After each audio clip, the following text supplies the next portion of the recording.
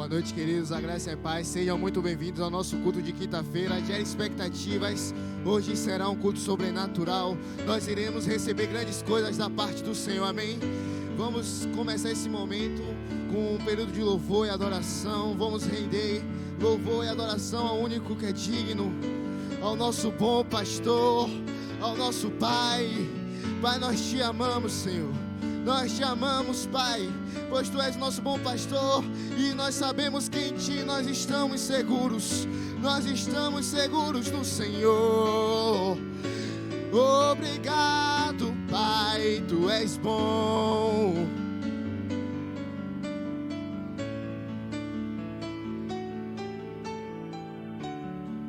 O Senhor me apacenta. O Senhor é o meu pastor. O Senhor me sustenta. Diga, eu nada terei falta. E eu nada terei falta. Em águas mansas me faz repousar. Em verdes pastos me faz repousar. Por amor ao seu nome, diga, eu nada terei falta. Eu nada terei falta. E se eu passar pelo vale, se eu passar pelo vale, não temerei perigo algum, pois tua vara e o teu cajado me protegem. Diga, eu sei que estás comigo, e eu sei que estás comigo. Diga, eu sei que estás comigo.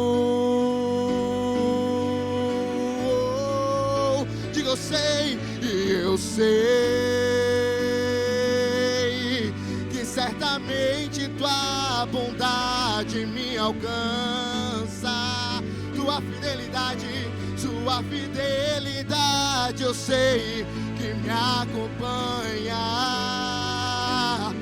todos os dias da minha vida, ó Senhor. Eu sei,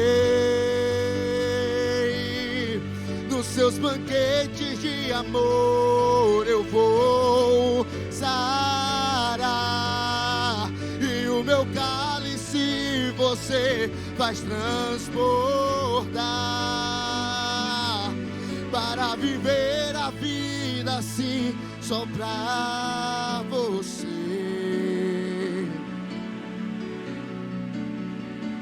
Só pra você. Diga, em águas mansas me faz descansar. Em águas mansas me faz descansar. Em verdes pastos me faz repousar. Por amor ao seu nome, diga, eu nada terei falta. Eu nada terei falta. Diga, se eu passar pelo vale, nós não temeremos. Não temerei perigo algum, pois tua vara e o teu cajado me protegem. Eu sei que estás comigo. Declara isso mais uma vez, eu sei que estás comigo. Levante suas mãos e diga, eu sei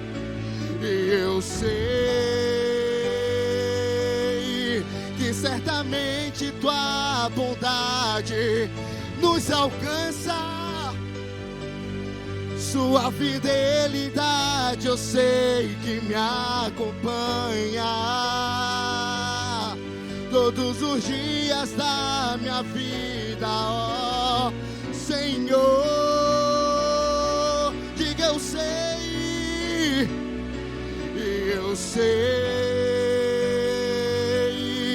nos seus banquetes de amor eu vou sarar, e o meu cálice você faz transbordar, para viver a vida assim, só pra você,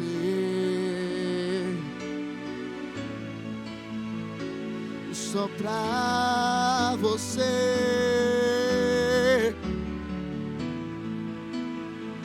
só pra você. Dias unges minha cabeça, meu cálice transborda, você me mantém de pé. Em sua presença sou como criança, você me mantém de pé. Unges minha cabeça, meu cálice transborda, você me mantém de pé. Em sua presença, se ele pode declarar isso mais forte. Unges minha cabeça, meu cálice transborda, você me mantém de pé. Em sua presença sou como criança, você me mantém. Unges minha cabeça, meu cálice transborda, em sua presença sou como criança, você me mantém de pé. E eu sei que certamente tua bondade me alcança, sua fidelidade eu sei que me acompanha todos os dias da minha vida, ó Senhor. Diga eu sei,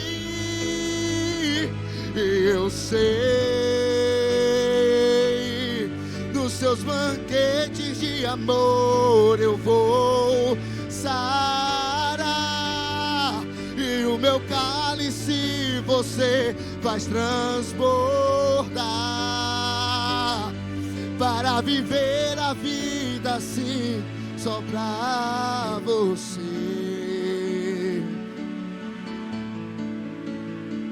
só pra você, Senhor, só pra você. Nós vivemos só para ti, só pra você, meu Pai.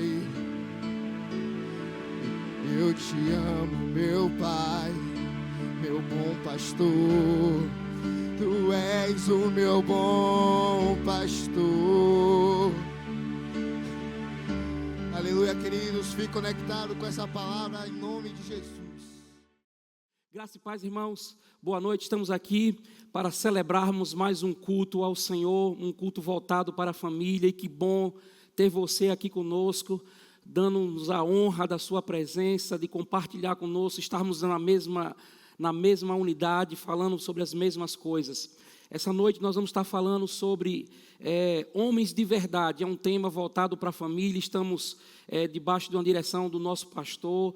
Em esse mês inteiro você está tendo um culto sobre família, a importância da família, o papel de homem, de mulher na família, para que os planos que Deus tem para a nossa casa possam se cumprir, que a gente seja cooperador com aquilo que Deus tem para nós. E nessa noite eu queria compartilhar com você uma palavra que está no meu coração sobre homens de verdade, amém? Só que antes disso nós vamos falar sobre dízimos e oferta. Eu queria deixar você bem à vontade, esteja pronto para aquilo que Deus vai fazer nessa noite. Eu creio em nome de Jesus, numa intervenção do Espírito, eu creio no favor de Deus, alcançando a minha casa e a sua casa. E para falar sobre dízimos e oferta, eu queria compartilhar um versículo que está em Provérbios capítulo 3, o versículo 9 de Provérbios 3, está escrito assim: honre ao Senhor com os seus bens e com as primícias de toda a sua renda, e os seus celeiros ficarão completamente cheios e os seus lagares transbordarão de vinho. Aqui esse texto fala para mim e para você, ele fala da promessa de uma consequência que viria por conta de uma semente que eu e você iríamos plantar. E eu queria focar nessa noite com você justamente uma semente preciosa, que é a semente da honra. A Bíblia diz que nós devemos honrar ao Senhor com os nossos bens e com as primícias de toda a sua renda. O texto chama uma atenção para mim e para você, não exatamente sobre os nossos bens, nem tampouco para as primícias da nossa renda, mas sim como eu e você fazemos isso. E a recomendação do texto é que ao fazermos isso, ao colocar à disposição do Senhor os nossos bens, a ter à disposição no nosso coração de ofertar ao Senhor as primícias da nossa renda, que nós não venhamos a fazer isso deixando escapar do nosso coração que honra precisa estar misturado com isso que nós vamos fazer. Eu vejo que a ênfase aqui nesse texto está muito mais focada na honra como nós fazemos do que necessariamente aquilo que estamos fazendo. Existe uma passagem que está escrito em Malaquias, um texto bem conhecido nosso. Eu quero também compartilhar com você o que diz lá em Malaquias, no capítulo 3 de Malaquias, versículo 8. A Bíblia diz assim: será que alguém pode roubar a Deus? Mas vocês estão me roubando e ainda perguntam: em que te roubamos? Nos dízimos e nas ofertas. Irmãos, esse texto de Malaquias aqui, se você for olhar, todo o contexto de Malaquias, desde o capítulo 1 ao último capítulo de Malaquias, você vai ver que o Senhor está falando sobre a conduta dos sacerdotes naquele tempo. A Bíblia reprova toda a conduta que eles estavam fazendo, a forma como eles estavam andando. E você vai encontrar Deus chamando a advertência daqueles sacerdotes que exerciam o ofício sacerdotal naquela época. É interessante que nós lemos aqui agora uma pergunta do próprio Deus: roubará, pois, o homem a Deus? E o Senhor diz: todavia vós me roubais nos dízimos e nas ofertas. Irmão, quando eu e você lemos o primeiro capítulo de Malaquias, nós vamos identificar que esses homens, eles não estavam deixando de devolver dízimo. Muitas vezes nós pensamos, quando falamos sobre roubará o homem a Deus, a gente fala muito quando nós estamos pregando sobre pessoas que não estão devolvendo dízimo ao Senhor, que não estão ofertando ao Senhor. Mas a verdade é que esse contexto de Malaquias, as pessoas estavam devolvendo dízimo ao Senhor, eles estavam ofertando ao Senhor. O problema é que estava faltando honra naquilo que eles estavam fazendo. A Bíblia diz que eles estavam levando para Deus cordeiro com patas quebradas, cordeiros com defeitos, cestos de cereais, com cereais já passado do tempo. Isso revela apenas, irmão, que não era a ausência de fazer alguma coisa, mas a forma como eles estavam fazendo. Não havia honra envolvida naquilo que eles estavam fazendo, e por isso, irmão, eles estavam roubando a Deus. Roubar a Deus não é simplesmente o fato de eu e você deixarmos de devolver dízimo e ofertar. Roubar a Deus também é quando estamos devolvendo dízimo e ofertando, mas não estamos envolvendo honra nisso que fazemos. O Senhor, irmão, a única moeda que Deus recebe dos meus dízimos, das minhas ofertas, é a honra com a qual eu envolvo isso que eu estou fazendo. O valor monetário que os meus dízimos têm, o valor monetário que as minhas ofertas, que os seus dízimos e as suas ofertas têm, é apenas, querido, esse valor monetário ele vai servir apenas para a igreja local, para pagamento das despesas da igreja local. Mas aquilo que Deus recebe não é o valor monetário. O que Deus recebe de mim e de você é a honra com a qual nós estamos fazendo isso. E que haja em mim e você um despertamento, um avivamento de honra em tudo aquilo que nós vamos fazer para o Senhor. Seja dízimo, seja oferta, seja um serviço no departamento de música, no departamento de mídia, no diaconato, tudo aquilo que nós vamos fazer para o Senhor, que a gente possa envolver honra nisso, porque essa é a característica da oferta que é recebida por Deus, a honra com a qual nós envolvemos. Amém? amém? Eu queria orar pelos nossos dízimos e pelas ofertas, e que cada dia mais eu e você estejamos despertados para fazer tudo para o Senhor, colocando excelência naquilo que fazemos e envolvendo honra, porque o Senhor é digno de honra, e eu e você não vamos roubar ao Senhor naquilo que Ele é digno de receber, amém? Pai, nós colocamos diante do Senhor esses dízimos e essas ofertas, Pai, esses dízimos feitos de maneira eletrônica, por meio de Pix, por meio de transferência bancária.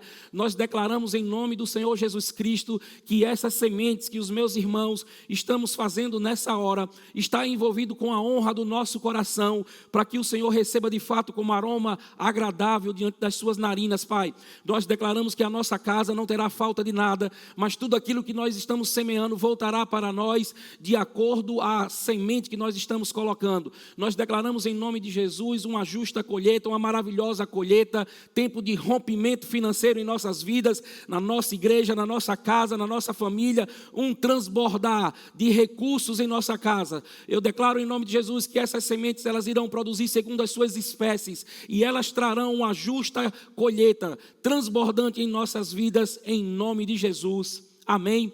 Glória a Deus. Eu creio que você entendeu essa mensagem, que eu e você possamos ser despertados sobre o envolvimento de honra em tudo aquilo que fazemos. Agora, vindo para a nossa ministração, para aquilo que nós temos para falar sobre o tema família nessa noite, e o tema que eu propus no meu coração é o tema chamado Homens de Verdade.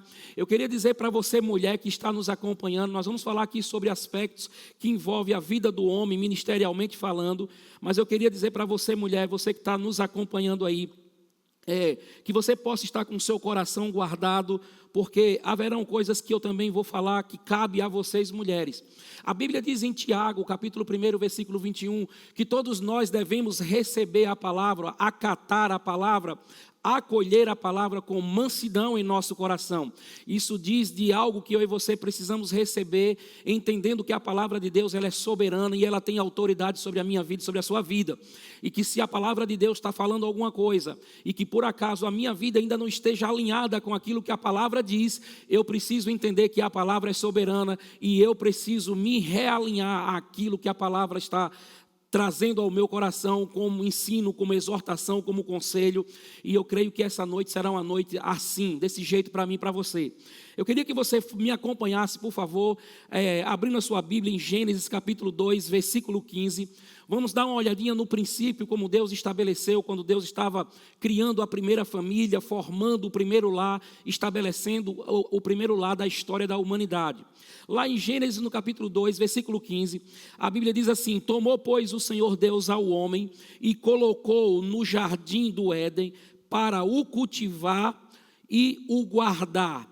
Preste atenção, irmão, que aqui Deus está colocando o homem havia sido formado do pó da terra, o homem já havia recebido instruções de Deus quanto à sua jornada sobre a terra, mas agora Deus ele apresenta um jardim a um homem, um lugar específico para o homem, lá no Éden, e ele coloca o homem naquele jardim, e ele diz para o homem: eu estou te colocando nesse jardim para que você possa cultivá-lo e para que você possa guardá-lo. Eu vejo aqui, irmão, diante dessa passagem das Escrituras, Deus trazendo para todos nós que somos homens, e isso inclui nós homens que já somos homens casados, mas também aqueles jovens que pretendem constituir família. O Senhor está dando ao homem uma responsabilidade. Ele está dizendo que a responsabilidade de cultivar, ou seja, de trabalhar, de ter um sustento, de ter um trabalho, de ter algo para fazer, e também a responsabilidade de guardar, de proteger, de preservar aquele jardim, estaria sob os ombros dos homens, do homem, naquele caso do homem Adão.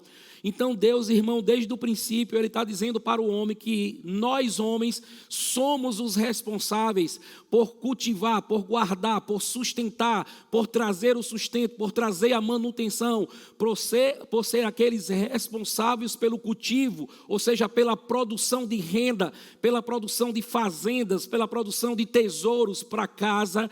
Deus está dizendo que essa responsabilidade é de Adão, e Ele diz também que Adão seria o responsável por guardar guardar, por proteger, por preservar, por zelar daquele jardim.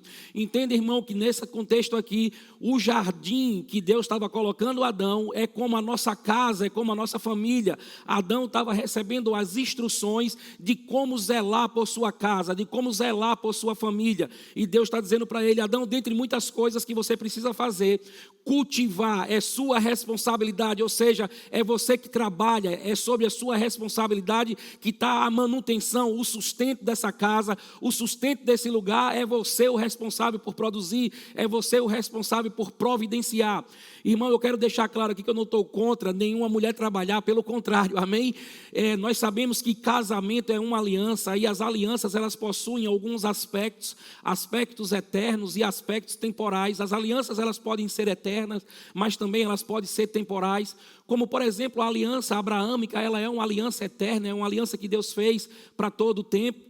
Mas essa aliança que é eterna, ela possui aspectos que são temporais. Eu posso dizer para você que hoje nós não precisamos fazer circuncisão em ninguém.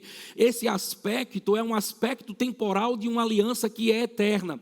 E aqui Deus está tratando algo com o homem, dizendo para ele que ele é o responsável por cultivar, pelo trabalho, pela parte profissional e do levantar sustento para a sua casa. Mas com isso eu não estou dizendo que a aliança que eu e você estamos, uma mulher não pode fazer isso. Deus não é contra uma mulher se especializar, Deus não é contra uma mulher trabalhar, Deus não é contra uma mulher ter uma profissão, pelo contrário, e essa mulher seja uma auxiliadora, inclusive financeiramente para a sua casa. Se eu e você formos ler o capítulo 31 de Provérbios, nós vamos ver uma mulher atuante, uma mulher que atua, uma mulher que possui rendas, uma mulher que compra fazenda com seu salário. É o que está escrito lá em Provérbios capítulo 31, sobre uma mulher virtuosa. Entenda, eu não estou dizendo que a mulher não tenha a liberdade da parte de Deus de poder se profissionalizar, trabalhar, ter o seu salário e seu sustento, e em muitos casos até mais do que o próprio marido. Eu só estou dizendo que a responsabilidade foi atribuída ao homem, e Deus é o mesmo ontem, hoje, e Ele será eternamente. Então Ele não vai mudar essa responsabilidade de cultivar, de trabalhar para sustentar, para manter, está sobre os ombros dos homens, e é a eles que Deus vai prestar contas um dia sobre esse assunto. O outro aspecto que está aí nesse texto é que Deus diz: você também tem a responsabilidade de guardar. Sabe, querido, nós homens precisamos despertar e acordar que, embora a esposa sábia é aquela que edifica a casa, a Bíblia está dizendo que aquele que guarda é o marido. Somos nós que temos que estar vigilante com as possíveis ameaças, sabe, querido? Foi justamente em um momento como esse que o pecado entrou. As ameaças estavam rondando aquele jardim, rondando aquela família, rondando aquela casa, e quem estava lidando com o Satanás era a esposa, alguém que Deus não incumbiu do ofício de guardar e de preservar. O ofício de guardar, de proteger e de preservar estava sobre nós homens, e era Adão que deveria estar preservando. E hoje, irmão, não é diferente comigo, com você, sou eu e você que temos que estar de olho nas ameaças que rondam a nossa casa. Deixa eu dizer uma coisa para você: Satanás não vai vir com a retroescavadeira, com um trator, para poder dizer a você que vai derrubar a sua casa e derrubar o seu lar. Ele vai fazer de maneira sorrateira, como ele fez lá no princípio. Ele vai usar espécies de insetos que vão se infiltrar por dentro de parede. Eles vão entrar lá, eles vão construir valas, eles vão construir caminhos, coisas sorrateiras, que aos poucos, como diz as escrituras, pequenas raposinhas minando o seu lar, minando o meu lar por dentro. E é necessário que um homem, aquele que foi responsável por estar vigiando, protegendo o jardim, seja o primeiro a estar atento e alerta. Hoje em dia as pessoas costumam dizer que a mulher, ela é um atalaia, que a mulher, ela consegue ver detalhes. Irmão, eu sei que a mulher tem essa capacidade de ver detalhes, de ver coisas que o homem às vezes não vê, mas a responsabilidade de vigiar o jardim foi dado a Adão e não a Eva, querido. Então eu e você não podemos nos eximir sobre esse pretexto de que as mulheres são mais sensíveis de perceber ameaças. Não, eu e você estamos capacitados pela parte de Deus. Eu e você temos a capacidade de enxergar possíveis ameaças e blindar a nossa casa, proteger a nossa casa dessas infiltrações, dessas coisas, irmãos, que atacam e comumente têm atacado algumas famílias, porque homens não estão na sua posição. Eu costumo dizer que tem algumas coisas que as nossas esposas, elas não poderão viver, elas não poderão experimentar até mesmo da parte de Deus, porque existem coisas que para chegar na nossa esposa vai ter que correr do cabeça, porque Deus é um Deus de princípio. A unção, ela vem do cabeça e depois ela alcança o corpo. Existem situações, existem circunstâncias que as nossas esposas podem estar privadas, porque nós maridos não estamos posicionados no lugar de cabeça, para que a unção venha pelo cabeça e possa alcançar não só a nossa esposa, mas também a nossa casa, a nossa família, filhos, finanças, negócios, muitas coisas que Deus deseja abençoar no âmbito familiar, mas para isso é necessário que o cabeça esteja na posição. Eu creio que você está entendendo o que eu estou falando. Aqui eu estou dizendo para você o que está escrito em Gênesis 2,15, é responsabilidade do homem cultivar, é responsabilidade do homem preservar, guardar o lar que Deus confiou em minhas mãos e em suas mãos. Amém? Um outro aspecto que eu queria dizer para você, queria compartilhar com você que está me acompanhando, é o que está escrito em Provérbios capítulo 24, versículo 27. Eu ia lhe dar um tempo para que você possa abrir a sua Bíblia onde você está, para que você acompanhe esse versículo aí comigo.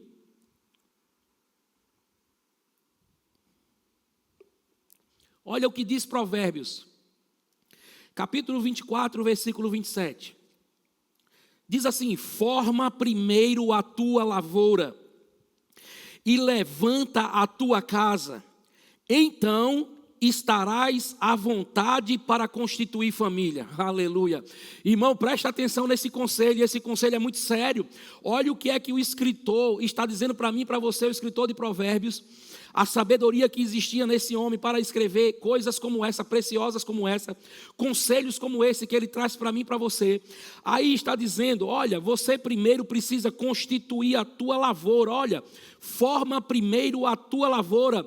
Irmão, você acha que isso é alguma coincidência com o que está escrito em Gênesis 2,15, quando Deus disse para Adão, você vai cultivar a terra? Entenda, Gênesis capítulo 2, irmão, versículo 15, a mulher, a esposa ainda não tinha aparecido para Adão, isso vai acontecer em Gênesis 2,24, aqui nesse contexto, Adão ainda não tinha uma esposa física, embora a mulher já existisse no mundo espiritual, mas a mulher ainda não era uma realidade física para o homem, que já era uma realidade física, e Deus dá essa instrução para o homem, você vai cultivar o jardim e você vai guardar o jardim. Deus está dizendo, olha, você vai manter a sua casa, você vai ter os meios de sustentar essa casa que hoje eu te dou, você vai ter os meios de preservar, de guardar essa casa que hoje eu te dou, e só depois que o homem passa a lidar com a terra, a lidar com o cultivo, a lidar com o seu ofício de guardar, cultivar e guardar, é depois que Deus traz a esposa para ele. E você vê aqui em Provérbios, Salomão dizendo, forma primeiro a tua lavoura. Salomão está dizendo, primeiro você tem que ter uma forma de sustento, primeiro você tem que ter uma forma de ganho, primeiro você tem que ter uma forma de manter a sua casa. Ele está dizendo, forma primeiro a tua lavoura, primeiro você vai ter o seu trabalho, primeiro você vai ter a forma de você sobreviver, primeiro você vai ter condições de poder sair de debaixo do seu pai e sua mãe, estando pronto para cuidar de você mesmo. Ele diz, forma primeiro a tua lavoura, e depois ele diz, e levanta a tua casa. Ele está dizendo, olha, você precisa ter uma lavoura, você precisa ter um meio de rendimento, você precisa primeiro ter uma forma de sustento, e depois disso, você primeiro precisa ter uma casa, você primeiro tem que ter um lugar, você primeiro tem que ter um espaço que você possa estar depois que você sair debaixo do seu pai e sua mãe. E ele diz, depois que você constituir a lavoura, depois que você levantar a sua casa, aí então você estará à vontade para constituir família. Mas o que a gente tem visto, irmão, são pessoas constituindo família, e depois que constitui família, eles vão atrás de um emprego, atrás de um trabalho para sustentar essa família, eles vão atrás de um lugar para ter uma casa, para poder colocar essa família, amparar essa família, mas esse não é o propósito, esse não é o passo a passo. Deus diz, primeiro você constitui a sua lavoura, depois você levanta uma casa, e aí você está pronto para depois constituir uma família. Não podemos, irmãos, colocar a nossa família em risco, não podemos nos colocar em risco, não podemos nos colocar os nossos filhos em risco. O princípio da palavra nos ensina: primeiro você tem como se sustentar, primeiro você tem onde se sustentar, primeiro você tem um lugar para estar. E eu não estou falando, irmão, necessariamente de você ter uma casa própria. Isso pode fazer parte de uma estação da minha vida, na sua vida. Eu hoje tenho casa própria aqui na cidade de Camaçari, mas eu morei muito tempo de aluguel. Mas eu estou dizendo para você que mesmo morando de aluguel, eu tinha uma forma de manter aquela casa. É isso que Salomão está dizendo: você primeiro precisa constituir a sua lavoura, você primeiro precisa levantar a sua casa, ainda que não seja casa própria, mas você tem, por meio da sua lavoura, formas de estabelecer um lar, estabelecer uma casa e deixar esse lugar pronto para você entrar, para sua futura esposa entrar, para que os seus filhos possam nascer dentro desse ambiente. É isso que tem que ser o propósito, essa é a regra. Pelo menos biblicamente falando, a regra é essa: você primeiro tem uma forma de sustento, você primeiro tem uma casa, para depois você ter uma família. Uma família precisa de um lugar estruturado. Quando Deus colocou para Adão, ele dentro de um ambiente familiar, com esposa, irmão, e com tudo, primeiro a lavoura já estava lá, o jardim já estava lá, as coisas já estavam organizadas para que uma família não corra risco, para que uma família não passe por apuros, para que uma família não passe por privações por causa de negligência de princípio. E aqui, irmão, um texto como esse não fala apenas para mim e para você que já somos casados, mas fala para os jovens que pretendem casar. Olhe para o princípio bíblico, jovem, você que ainda não casou. A palavra está dizendo que primeiro você constitui a sua lavoura, primeiro você tem uma forma de sustento. A palavra está dizendo que primeiro você tem que ter uma casa levantada, um lar estruturado, pronto para receber uma noiva. Se eu e você olharmos para o céu, irmão, para o casamento de Cristo com a igreja, eu e você vemos Jesus dizer: o passo a passo é eu voltar para o meu Pai, o passo a passo é eu preparar uma cidade, o passo a passo é eu preparar lugar, o passo a passo é eu preparar uma nova Jerusalém. Depois que tudo estiver preparado, eu venho buscar você como minha noiva, para colocar vocês em um lugar que já está pronto. Aleluia! É isso que a palavra está dizendo para mim, para você, jovem que ainda pretende casar. Preste atenção, qual é o princípio? Cristo é o exemplo meu e seu, querido. Adão e Eva foram o exemplo. Deus primeiro organizou tudo para colocar Adão e Eva, e com Jesus é da mesma forma. Ele voltou para o céu, ele está preparando o lugar, para depois que o lugar esteja preparado, ele leve a sua noiva para um lugar pronto. É isso que Provérbios está dizendo: homem, forme primeiro a sua lavoura, levante a sua casa, e aí você estará pronto para constituir uma família. Isso é muito precioso e é muito importante eu e você considerarmos esses fatos, para que a gente não dê passos errados, querido, e não venhamos colocar a nossa vida, a vida da nossa casa, da nossa família, em apuros desnecessários e que não é a vontade de Deus para nenhum de nós.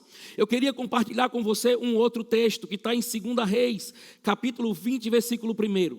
Olha só o que está em 2 Reis, capítulo 20, versículo 1. Abra a sua Bíblia, vamos ler juntos aí essa passagem.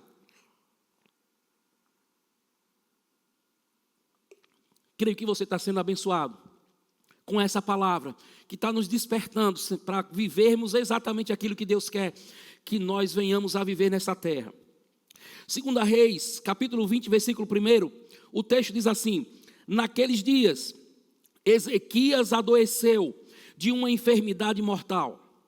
Veio ter com ele o profeta Isaías, filho de Amós, e lhe disse: assim diz o Senhor, põe em ordem a tua casa, porque morrerás e não viverás. Irmão, essa passagem ela chama muita atenção, e eu acho que eu e você que somos casados, e pessoas que estão aqui me acompanhando, você que está acompanhando, e por acaso você tem ministério, você tem chamado ministerial, ou qualquer outra forma de ocupação que toma o seu tempo, que faz do seu tempo uma necessidade de que você tenha uma grande dedicação a essas atividades. A Bíblia fala, irmão, deixa eu dizer para você, a Bíblia fala que o rei Ezequias, esse rei Ezequias, a Bíblia diz que não houve rei em Israel como esse homem. A Bíblia diz que antes dele e depois dele não houve rei como ele, um homem muito zeloso com as coisas do Senhor. A Bíblia diz, irmão, que Ezequias, quando foi colocado no trono, a primeira coisa que ele fez foi restabelecer a ordem naquele lugar. Preste atenção, a Bíblia está dizendo para mim e para você que Isaías diz para ele: Ezequias, Deus está mandando você colocar a sua casa em ordem. Irmão, se a casa precisava ser colocada colocada em ordem, é porque ela estava em desordem. Mas o rei Ezequias, quando assumiu o reinado, a primeira coisa que ele fez, e fez com muito zelo, foi colocar a casa do Senhor em ordem. Ele destruiu os postes ídolos que tinham naquela época, ele levantou o altar ao Senhor, ele levantou o lugar de oferta, o lugar de culto. Ezequias foi um homem exemplar como rei. A palavra diz que não houve rei como ele, nem antes dele, nem depois dele. Aí está incluído inclusive Davi, querido. Preste atenção na presteza, na excelência que esse rei Ezequias tinha aos olhos do Senhor, para que essas características e essa habilidade e esse zelo de Ezequias fosse enaltecido na palavra. Agora preste atenção, quando chega no momento decisivo da vida desse homem, a Bíblia está mostrando para mim e para você que ele estava prestes a partir dessa terra.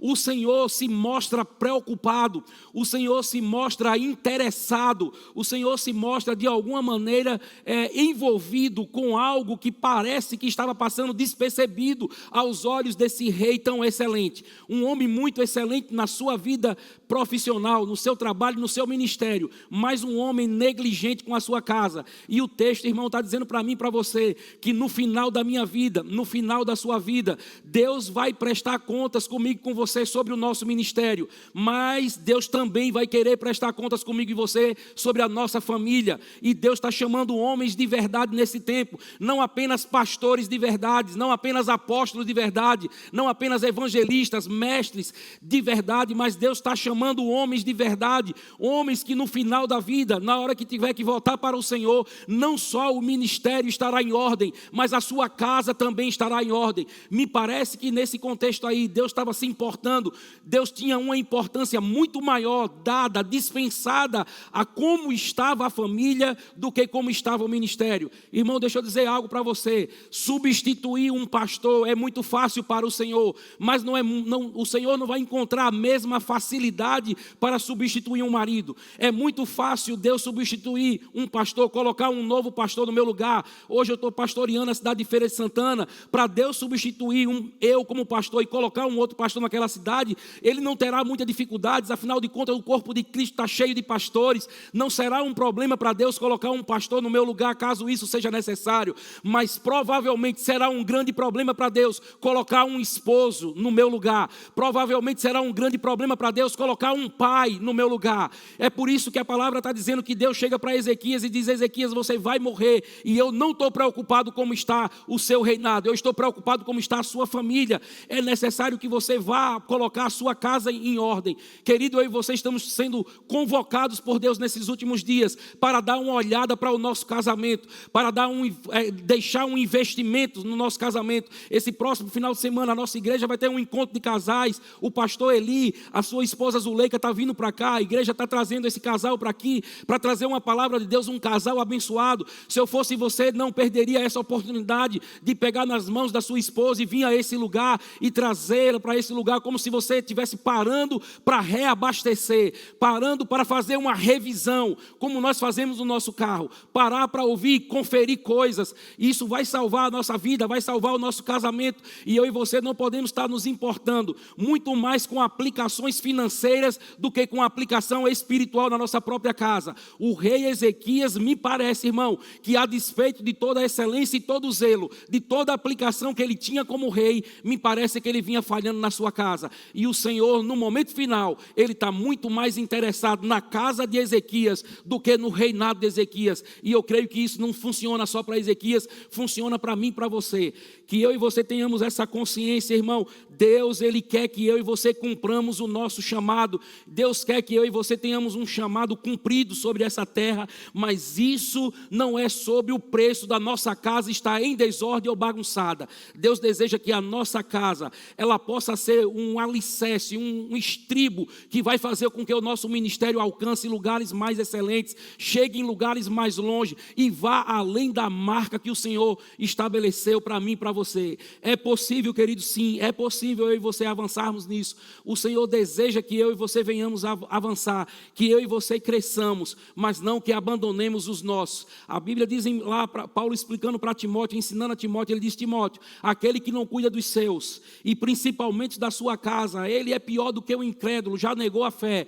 Irmão, eu não quero receber sobre mim esse título, ou seja imputado sobre mim um título como esse, e eu creio que você também não. Por isso é tempo de acordar, é tempo de despertar para aquilo que Deus quer que homens de verdade façam. Eu e você somos homens de verdade, eu e você somos homens segundo o coração de Deus, e esse é o atributo ou as qualificações que Deus espera de um homem que é um homem segundo o coração de Deus, um homem que vai lavrar o seu jardim, um homem que vai cuidar do seu jardim, um homem que vai proteger, preservar o seu jardim. Você tem um jardim, a sua casa e a sua família, e você é o responsável por nutrir, por proteger, por alimentar, por cuidar, por zelar desse jardim que Deus confiou nas suas mãos, amém?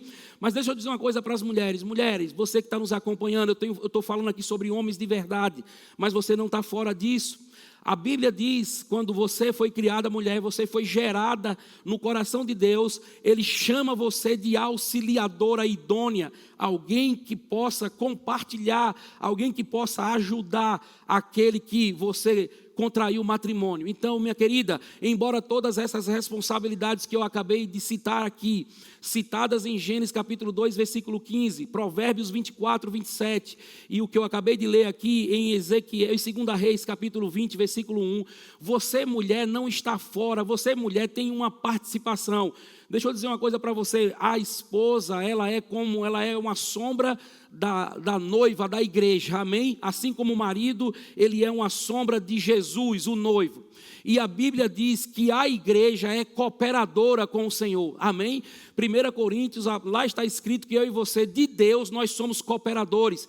E se a igreja, ela é cooperadora com Deus, então a noiva ou a esposa natural, ela é cooperadora com o marido naquela obra que o marido precisa responder para o Senhor. Então o homem, minha querida, o seu marido, ele é o responsável por cultivar, ele é o responsável por guardar, mas você é uma cooperadora para que essa função seja de excelência. Leia o que está escrito em Provérbios capítulo 31 sobre a mulher virtuosa, e você vai ver que aquela mulher era uma mulher cooperadora com o marido, era uma mulher que agia como a igreja age em relação a Cristo, cooperando, dando uma justa cooperação.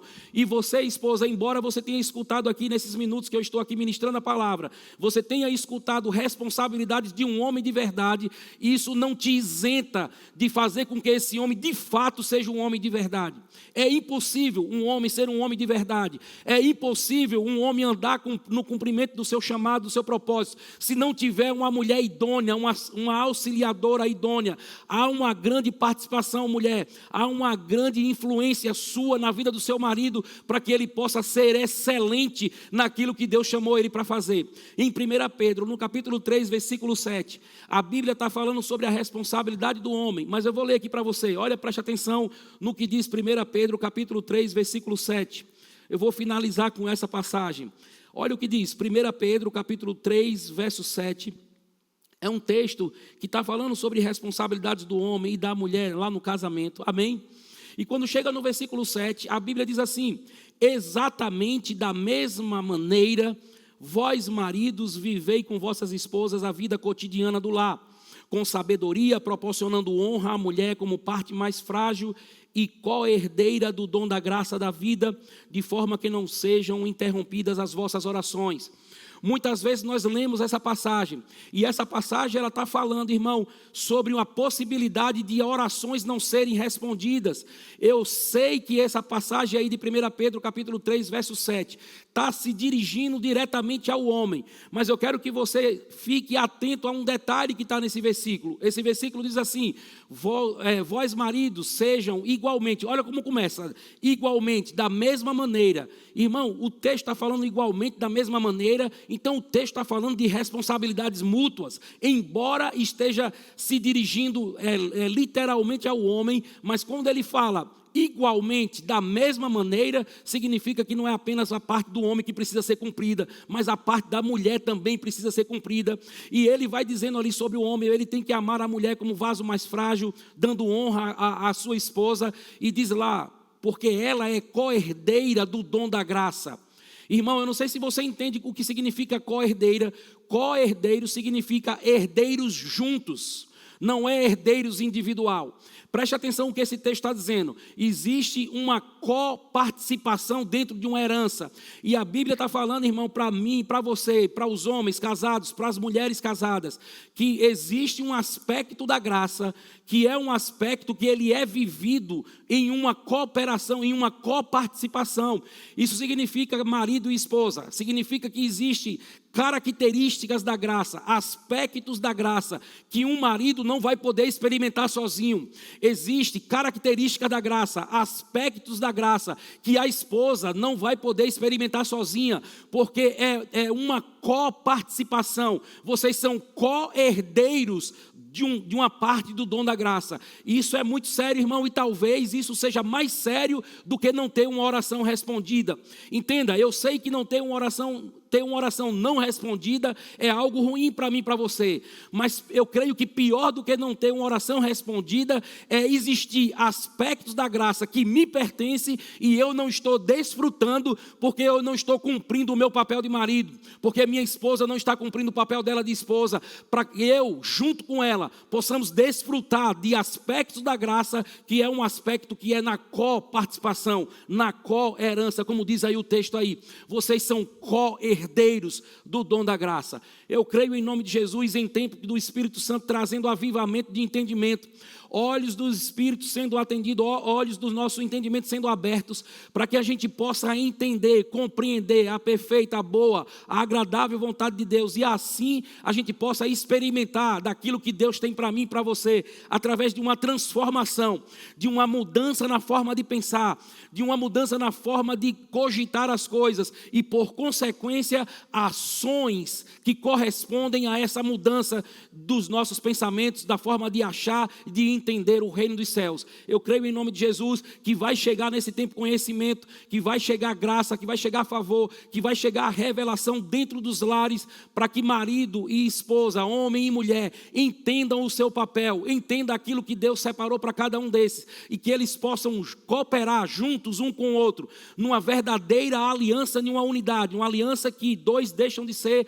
dois e se tornam uma só carne, e possam viver aquilo que Deus tem para a sua casa, e que você possa desfrutar de tudo que Deus tem para a sua família, para os seus filhos, para o seu ministério. A vontade de Deus é que eu e você corramos uma carreira sem prejuízos para a nossa família, para o nosso casamento. Deus nos aguarda no final da história, mas Ele nos aguarda chegando com a nossa casa preservada, assim como Noé saiu daquela arca com a sua esposa, filhos e genros, preservados de qualquer tribulação. Essa é a vontade de Deus para a minha vida e para a sua vida, que a nossa casa esteja livre, que 1000 vão cair ao nosso lado, 10.000 à nossa direita, mas o nosso lar não será atingido, as estruturas do nosso casamento não serão abaladas, e a nossa casa ficará de pé, ainda que o vento sopre, ainda que a tempestade se levante, mas a rocha que firma esse lar é o próprio Senhor Jesus Cristo, a pedra angular, aquele que sustenta a minha casa e a sua casa. Mas que eu e você sejamos despertados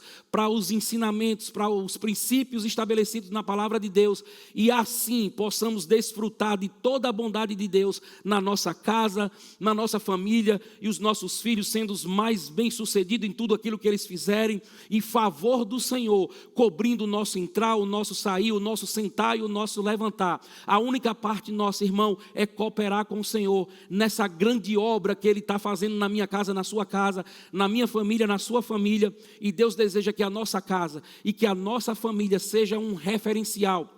Irmão, muito mais do que a nossa igreja ser um referencial na nossa cidade, Deus deseja que a nossa casa, que a nossa família seja um referencial na nossa igreja, amém? Família forte, igreja forte, amém? Você entende isso, querido?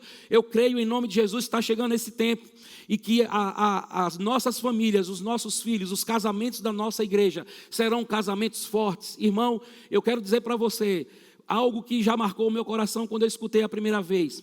O meu casamento, o seu casamento não precisa ser perfeito, mas o meu casamento e o seu casamento precisa ser forte. E a força do meu casamento e do seu casamento, a vitalidade, a força e o vigor está em cumprir os princípios do Senhor, está em entender que eu e você precisamos do Senhor atuando diretamente dentro do nosso lar, da nossa casa, e a palavra dele ganhando autoridade, território dentro do nosso lar, para que, independente de ser perfeito ou não o nosso casamento, ele nunca seja abalado pelas circunstâncias. Amém? Eu creio que está chegando um tempo de grandes famílias serem levantadas no nosso meio e essas famílias servirem de exemplo para a nossa igreja, para o nosso ministério, para a nossa cidade, para o evangelho do Senhor nessa nação. Amém? Eu creio que espero que você tenha sido abençoado com essa palavra e que você possa colocá-la em prática, assim como eu preciso colocar em prática. Irmão, o Tiago diz lá que aquele que ouve a palavra e não pratica a palavra, ele está enganando a si mesmo. Irmão, eu sei que existem muitas pessoas que costumam enganar outras, mas eu tenho pensado que não existe um nível de engano pior, não existe um enganador pior do que uma pessoa que consegue enganar a ela própria. E a palavra diz que aqueles que ouvem a palavra e não praticam a palavra, é simplesmente aquela pessoa que está conseguindo enganar a si mesmo. E eu não consigo entender, não consigo enxergar uma pessoa mais enganosa do que uma pessoa que tem a capacidade de conseguir enganar a si própria. Mas esse não sou eu, esse não é você, não é a nossa casa, não é a nossa família. A nossa família é uma família preservada no Senhor, alicerçada na palavra, ungida pelo Espírito, e vai chegar do outro lado com a carreira cumprida, guardada e preservada em nome de Jesus, que você possa ser ricamente abençoado com essa palavra. Eu queria aproveitar para dizer para você que está nos acompanhando aí, eu estou falando aqui sobre casamento, sobre família. Casamento, o nosso casamento, querido, é uma sombra do casamento de Cristo com a igreja. Amém? Nosso casamento é uma sombra do casamento de Cristo com a igreja. O apóstolo Paulo diz em Efésios capítulo 5, depois de falar sobre as responsabilidades do homem e da mulher no casamento, o apóstolo Paulo diz a seguinte frase: grande é este mistério, mas eu me refiro a Cristo e à igreja. Em outras palavras, Paulo está dizendo: olha, eu estava usando o casamento de vocês apenas como uma sombra, como um modelo, como um exemplo do casamento de Cristo com a igreja. Então o nosso casamento é apenas uma sombra do real casamento, do mais perfeito casamento que está por acontecer.